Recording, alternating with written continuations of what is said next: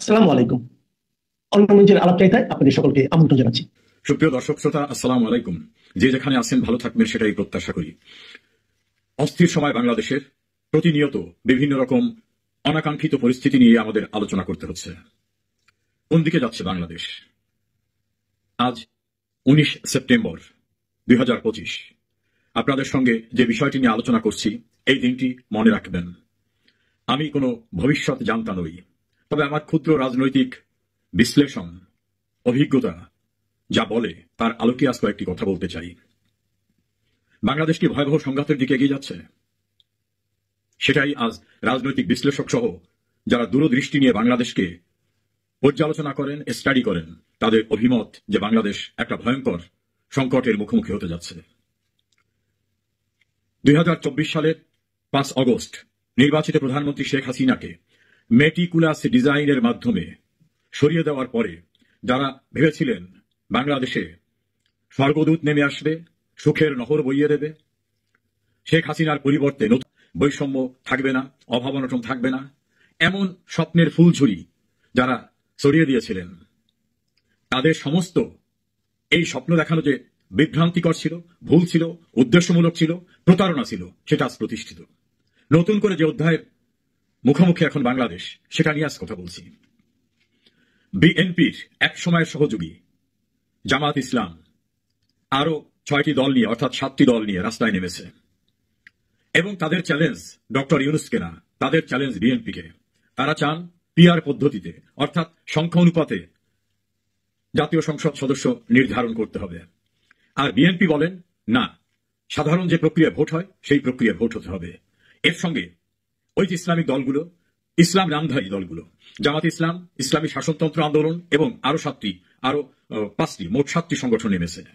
এখানে আরো 5টি সংগঠন তাদের সঙ্গে ঐক্যবদ্ধ আন্দোলনে নামার কথা ছিল, হয়তো তারাও নেমে যেতে পারে। তাহলে বিএনপি এখন কি করবে? বিবিসি বাংলার একটা ইন্টারভিউতে বিএনপি নেতারা বলেছেন তারা কোনোভাবেই এই পিআর নামক পদ্ধতির সঙ্গে একমত না। আর জামাতের একজন সহকারী সেক্রেটারি জেনারেল তিনি হুমকি দিয়ে বলেছেন যারা এই পিআর পদ্ধতিতে বিশ্বাস করবে না তাদের পরিণতি, আওয়ামী লীগ ইঙ্গিত করে বলেছেন তাদের পরিণতি সেরকমই হবে। অর্থাৎ কড়াকড়ি বিএনপিকে হুমকি দিয়েছেন। আবার ছোট ছোট দল তারা এখন অনিশ্চয়তায় হাবুডাবু খাচ্ছে। যেসব দলগুলো প্রেস ক্লাবের সামনে ব্যানার নিয়ে রাতে টেলিভিশন টক শোতে অনেক উচ্চবাচ্য করতেন শেখ হাসিনার বিরুদ্ধে, তারা এখন একুল ওকুল দুকুল হারানো অবস্থা। তারা কোনো ভবিষ্যৎ দেখছেন না তাদের দলের জন্য বা তাদের রাজনীতির জন্য। তাহলে কি হতে যাচ্ছে? জামাত ইসলামী মনে করে ডাকসু এবং ডাকসু নির্বাচনের পরে যে তারা ইসলামী ধাঁচের আন্দোলনের মধ্য থেকে তারা সরকার গঠন করতে পারবে। সেই ক্ষেত্রে তাদের দৃষ্টিতে লুটপাট করা, স্বৈরাচার, ঘাট দখল করা, গরুর হাট দখল করা, গ্রামগঞ্জে মত সৃষ্টি করা বিএনপিকে তাদের আদৌ কোনো প্রয়োজন। প্রধান দল তাদের সঙ্গে প্রতিদ্বন্দ্বিতা করারও তার কেউ নাই। আর জামাত তো তাদের সঙ্গে থাকে, জামাতকে সিটে ফোটা কিছু শেয়ার দিলেই যথেষ্ট হয়ে যাবে, আর ছোটখাটো দলকে 1-2 আসন দিলে হয়ে যাবে। কিন্তু জামাতের এই বর্তমান কর্মসূচিতে বিএনপির কি স্বপ্নভঙ্গ হচ্ছে, নাকি এখনো বিএনপি মনে করে যে জামাত শেষ পর্যন্ত তাদের সঙ্গেই থাকবে? বিএনপির একাধিক নেতার সঙ্গে আমি কথা বলেছি, তারা নিশ্চিত করে কিছুই বলতে পারছেন না। তারা তাকিয়ে আছেন লন্ডনের দিকে। লন্ডন থেকে কোনো চূড়ান্ত বার্তা যাচ্ছে না। আর জামাত এতটা আত্মবিশ্বাসী, তারা মনে করে বিএনপির আদৌ কোনো প্রয়োজন নাই। বিএনপি এতটা ইমেজ সংকটে আছে, তাদের অতীত এমন যে কোনোভাবেই তাদেরকে আর মানুষ পছন্দ করবে না, বরং একটা স্বচ্ছ সৎ রাজনীতি, এটার কারণে বিএনপি পরিবর্তে জামাত এবং জামাতের নেতৃত্বাধীন জোটকেই মানুষ ভোট দেবে। বিএনপি তো ছেড়ে দেওয়ার কথা না। তাহলে কি রাজপথে বিএনপিও তাদের মোকাবেলা করবে? যেহেতু আলোচনা টেবিল ত্যাগ করে বা আলোচনা টেবিলের পাশাপাশি রাস্তায় নেমে গেছে জামাত ইসলামী এবং তাদের সহযোগী অন্যান্য দলগুলি, এবং সেখানে তাদের যে বক্তব্য খুব ভয়াবহ হুঙ্কারজনক বক্তব্য, এই বক্তব্যকে কিভাবে মোকাবেলা করবে বিএনপি? বিশ্ববিদ্যালয়ে 2টি ছাত্র সংসদ নির্বাচনে বেশ হতাশায় বিএনপির যুব সম্প্রদায়, তরুণ সম্প্রদায়। এই অবস্থায় বিএনপিকে জামাত এবং তার সহযোগীদের মোকাবেলা করতে রাস্তায় না নামা ছাড়া কোনো বিকল্প নাই। তাহলে রাস্তায় নেমে কি হবে? সংঘাতের মুখোমুখি। সেই সংঘাতে যে মারমুখী জঙ্গি স্টাইলের ইসলামী জোটগুলি, তাদের সঙ্গে কতটা কুলিয়ে উঠতে পারবেন বিএনপি? গ্রাম থেকে শুরু করে রাজধানী পর্যন্ত এই পরিস্থিতি এখন বিস্তার লাভ করছে।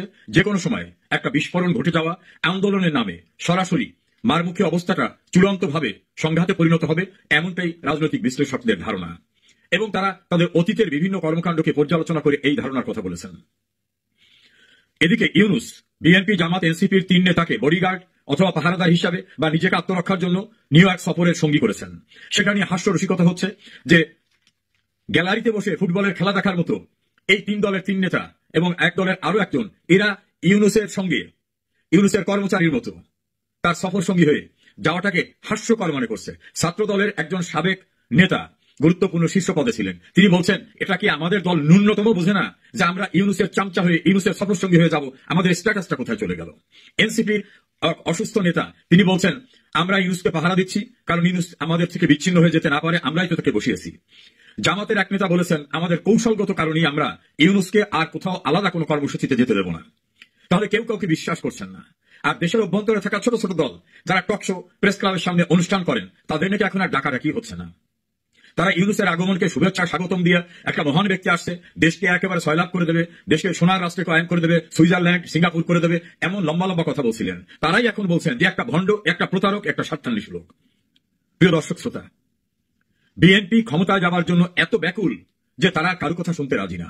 তাদের ভিতর ভয় আছে যে জামাত এবং তার সহযোগীরা বেশিরভাগ ভোট পেয়ে ফেললে বিএনপির ক্ষমতায় যাওয়া সম্ভব হবে না, অথবা জোট করতে বাধ্য করবে। আর জোট করতে বাধ্য করলে এমন সব শর্তের ভিতরে তাদের নিয়ে যেতে চাইবে যে বিএনপি আর নিজের মতো করে রাষ্ট্র পরিচালনা করতে পারবে না। অন্যদিকে জামাত সহ অন্যান্যরা এবং এনসিপি তারা মনে করে যদি বিএনপি ক্ষমতায় যায় তাহলে তাদের কথিত জুলাই সনদ এটা আর আইনে রূপান্তরিত হবে না। ফলে এটাকে আইনে রূপান্তরিত করতে হলে এবং আওয়ামী লীগের বিরুদ্ধে কঠোর ব্যবস্থা নিতে হলে, আওয়ামী লীগের লোকদের সাজা নিশ্চিত করতে গেলে তাদেরই ক্ষমতায় যাওয়া দরকার। কারণ তাদের একটা প্রতিহিংসাও রয়েছে সেক্ষেত্রে।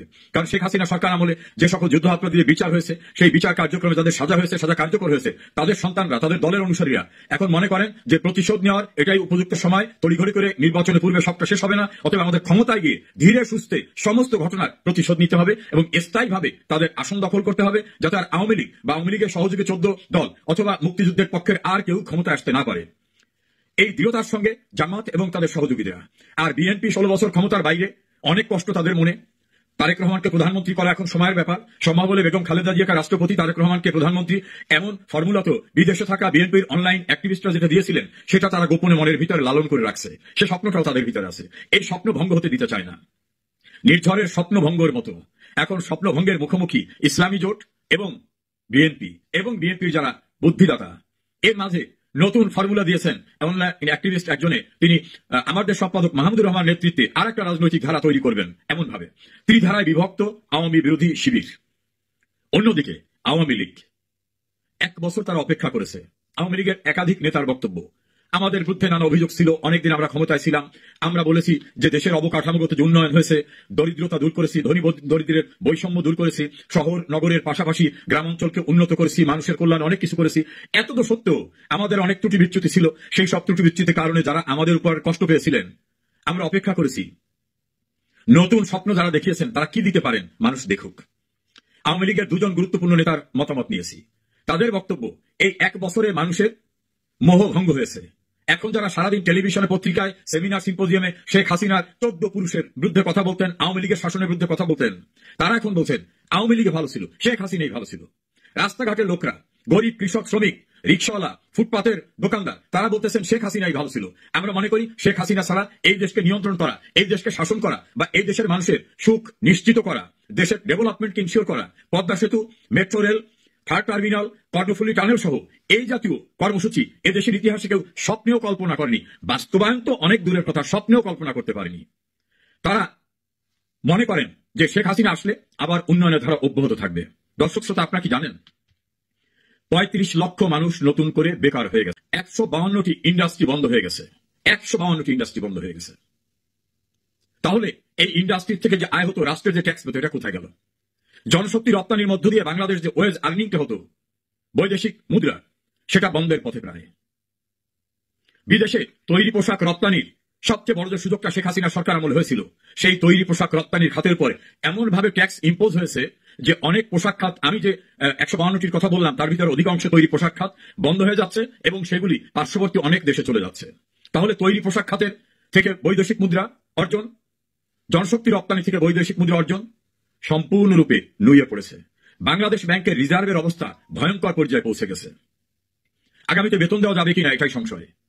গ্রামে ভিজিটি সহ অন্যান্য যে সকল সাহায্য দেওয়া হতো গরিব মানুষদের, সেই বস্তার উপরে এখনো লেখা শেখ হাসিনার উপহার। আমি একজন অবসরপ্রাপ্ত দায়িত্বশীল কর্মকর্তাকে জিজ্ঞেস করেছি কারণটা কি। উনি বলেছেন, নাম প্রকাশ করতে চান না, উনি বলেছেন শেখ হাসিনা যা কিছু এনে রেখে গেছিল সেইটার থেকে এখনো দেওয়া হচ্ছে, নতুন কিছু আসে নাই। ইউনূস সাহেব 11টি দেশ সফর করেছেন, 11 বস্তা গমও কোনো দেশ থেকে আসে নাই। তাহলে শেখ হাসিনা এনে জমাট করে রাখা ওই সাহায্য গরিবের মাঝে পৌঁছে দেওয়া ছাড়া আর উপায় কি? আরো ভয়ঙ্কর তথ্য, শেখ হাসিনা সামাজিক নিরাপত্তা বেষ্টনীর সোশ্যাল সেফটি নেটওয়ার্কের যতগুলো খাত উন্মুক্ত করে সবাইকে সাহায্য করতেন, তার অনেক খাতই এখন বন্ধ হয়ে গেছে। গরিব, বিধবা, স্বামী পরিত্যক্তা, প্রতিবন্ধী, মুক্তিযোদ্ধা, এভাবে 100-র উপরে খাতে তিনি সাহায্যে তাদের ভাতা দেওয়া, বিনামূল্যে বই দেওয়া সহ নানা সুযোগ সুবিধা দিতেন, সব বন্ধ হয়ে যাচ্ছে। বড় বড় উন্নয়ন প্রকল্প সব বন্ধ হয়ে যাচ্ছে। শেখ হাসিনা কিন্তু করোনার সময় কোনো উন্নয়ন প্রকল্প বন্ধ করেননি। এই পরিস্থিতিতে বাংলাদেশের অবকাঠামো উন্নয়ন তো মুখ থুবড়ে পড়েছে। শুধু তাই না, মানুষের, দরিদ্র নিপীড়িত মানুষের খাদ্যের যে ন্যূনতম চাহিদা সেটাও বন্ধ হয়ে যাচ্ছে। শেখ হাসিনা যে গৃহহীনদের ঘর দেওয়ার মধ্য দিয়ে একটা যুগান্তকারী পদক্ষেপ নিয়েছিলেন, তার যে অংশটা বাকি ছিল সেটা একেবারে বন্ধ করে দেওয়া হয়েছে। তাহলে বাংলাদেশ যাচ্ছে কোথায়? আর বন্ধুহীন রাষ্ট্রে পরিণত হচ্ছে বাংলাদেশ। বাংলাদেশের গুরুত্বপূর্ণ একটা অঞ্চল সেন্ট মার্টিন, সেটার পরিণতি কেউ জানে না, অনেকেই ধারণা এটা বিকিয়ে দিয়েছেন। শেখ হাসিনা ক্ষমতাচ্যুত হওয়ার 2 মাস পূর্বে একটা ভাষণ দিয়েছিলেন, যেটা ইউটিউবে পাওয়া যায়। তিনি বলছিলেন, আমাকে সেন্ট মার্টিন দিয়ে দিতে বলা হচ্ছে, আমি যদি সেন্ট মার্টিন দিয়ে দিই, সেন্ট মার্টিন এবং পার্বত্য অঞ্চল মিলে একটা খ্রিস্টান রাজ্য গঠন করা হবে। আমাকে পোর্টের দায়িত্ব দিতে বলা হয়েছে, এটা যদি আমি দিয়ে দিই নির্বিঘ্নে আমি ক্ষমতায় থাকতে পারবো।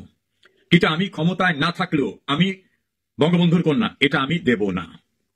না দিলে হয়তো আমার বিরুদ্ধে তারা যাবেন। তিনি তার সংসদের একটা বক্তব্য বলছেন, অনেক বড় দেশ আছে তারা ইচ্ছা করলে কাউকে ক্ষমতা থেকে সরিয়েও দিতে পারেন।